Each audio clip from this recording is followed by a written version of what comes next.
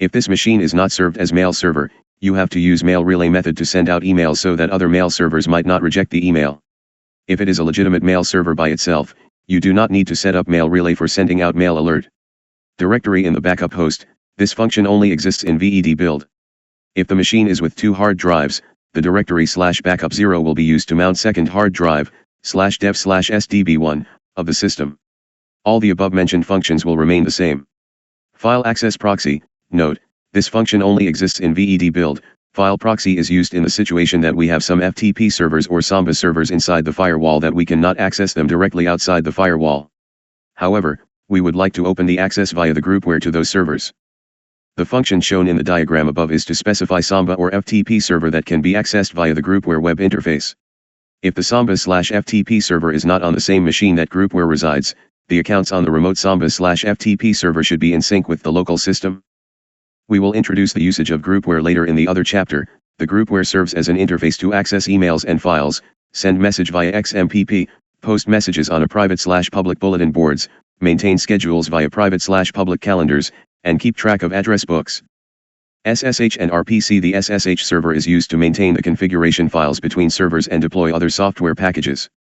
The screen here is only to bring up the SSH server.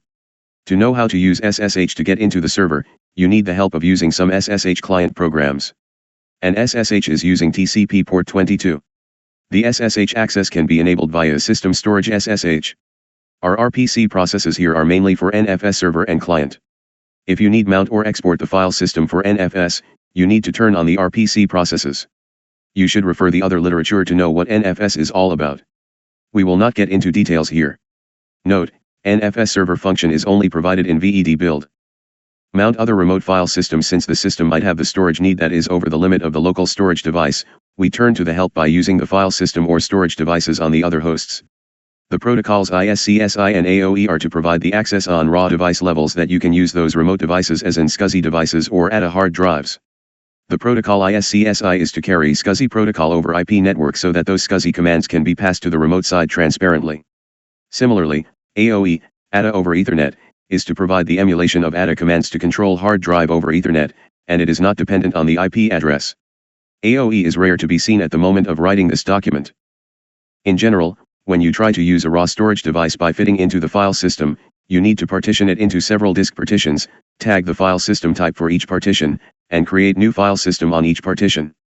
Unless some specific applications can swallow raw devices directly, for example, Oracle database, and that is not in discussion on this document, we always use a raw device by partitioning, formatting, and mounting to existing file directory. And that is not an exception to iSCSI or AOE device since it is emulating SCSI or ATA over the network. To reach the stage to be used like a local storage device, we have the following process to set up for iSCSI and AOE. In storage terminology, client process is known as initiator and server process is known as target. In our scenarios, the system is always as acting as initiator that it always uses the iSCSI or AOE device on the other hosts. On the other hand, using NFS from the other host does not need to go through the processes for partitioning and formatting, it has been part of file system on the other end already. It only needs the export process to grant the permission to use from the other side and it can be mounted from the remote side. In the following sections, we will introduce how to use iSCSI and AOE devices. iSCSI Initiator, note, this function only exists in VED build. We ignore how to create a logical iSCSI device on the remote server because it is the territory of the other products, we just assume it is there and we try to access from our side. What we should do is as follows: start iSCSI process, discover iSCSI targets on remote side, portal, by specifying IP address and port number. If it succeeds, the remote iSCSI targets will be displayed. Select the remote iSCSI to login. If it is successful, the available iSCSI devices will be listed. Please note that we do not support CHAP method to login remote system. Thus, you should turn off CHAP on target side. Once you reach the stage, you can partition the device, listed and create new file system. The following is an example of screen snapshots.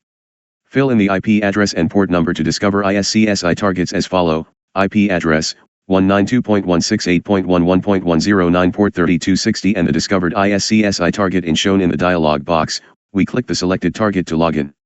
Initially, it will display the device itself for that target without shown partitions, /dev/sdb in the following diagram. If the device /dev/sdb is partitioned, it will shown as below by listing its partitions as well, /dev/sdb1 and /dev/sdb2 for example. ATA over Ethernet Initiator. Note, this function only exists in VED build. To use AOE, ATA over Ethernet, device is simple, it does not require filling in IP address. However, it is also lack of authentication mechanism to protect it. Thus, we suggest that you should place AOE devices in a separated network to isolate from the other network traffic, and that separated network should be protected from the direct access except from the system to use it. Disk utility and mount remote file system. We start with an iSCSI device by partitioning it, creating new file system, and mounting to a local directory. The following diagram shows that an iSCSI is detected from 192.168.11.109, and it is with an iSCSI device labeled as /dev/sdb. By using the utility provided via System Storage Disk Utility, we start to partition /dev/sdb by filling as follows and press Submit. Disk partitioning, /dev/sdb from the function here, it just partitions the /dev/sdb into two partitions, /dev/sdb1 and /dev/sdb2. The partitions /dev/sdb1 is used as normal file system and /dev/sdb2 is used as swap space. If you want to partition in different way, you should use console tool, described in appendix, via telnet or login from console port to partition the hard drive. To display the partitioning status, use System Storage Disk Utility Display Partitions, /dev/sdb. The diagram above shows that /dev/sdb is partitioned into /dev/sdb1 and /dev/sdb2.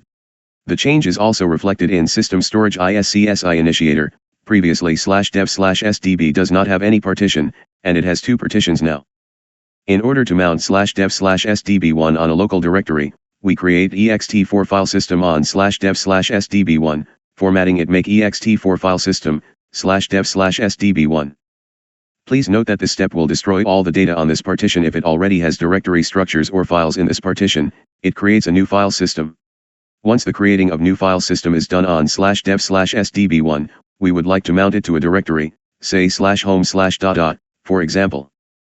And the following screen snapshot reveals that the partition /dev/sdb1 is mount on the directory /home/. as file system type ext4.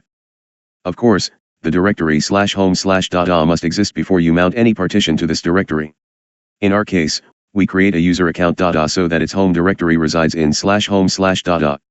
And this step lets the data written to /home/. be saved into the remove iSCSI device /dev/sdb1.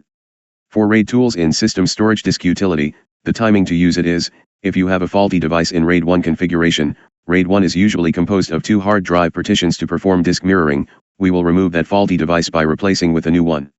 For that new one, we go through with the process to partition and format it, and then, we need to add it back to RAID 1 configuration to perform disk mirroring.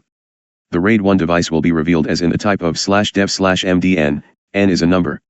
If you find MD device is mount on a certain directory, you can use display MD details, /dev/md0 to check the status of the MD device /dev/md0, it might reveal if there is any faulty device in that MD device.